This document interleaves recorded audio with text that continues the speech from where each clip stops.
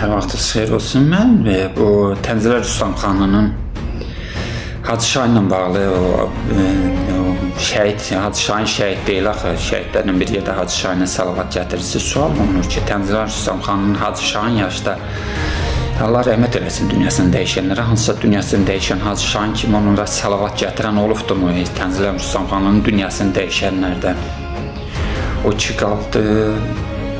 Belə deyək də, milyonlarla türk oxucusu var deyib özünü müdafiə eləyir, eləsin. Çağıraq gəlsin debata, Sabir Rüstəmxanında, Təmizlər Rüstəmxanında, gəlsin mənlə Hüseynov İntiqam, mən. Gəlsin debata. Bir də Hacı Sıracəddin, ilahi, belə deyək də, Füzuli-şünas, Nizami-şünas, Hacı Sıracəddin. Gəlsin debata, amma Hacı Sıracəddin bir şərtdən ki, gəlsin debata, Leyli və Məcnuna aydınlıq gətirsin, ondan sonra gəlsin debata. Boş-boşuna gəlib orada məsəl üçün uduzub getməsin da, belə deyək də, debat uduzub getməsin.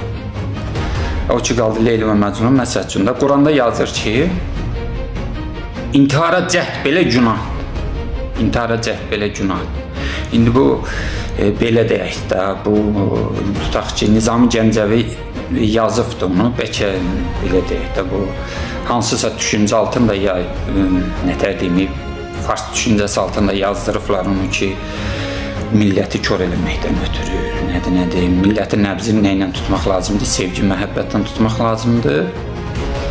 Belə şeylə tutsaq və salam, daha çox Azərbaycan xalqını uçuruma apararıq. Hətta Türkiyədən belə gəzirlər, bu Leyli və Məcnun.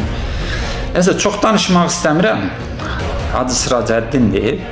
Təmizlər Rüstəmxanlıdır, Sabir Rüstəmxanlıdır. Gəlsin debat. Gəlsin debat. Hətta canlı görüntü ilə də debata çıxa bilirlər. Problem yoxdur.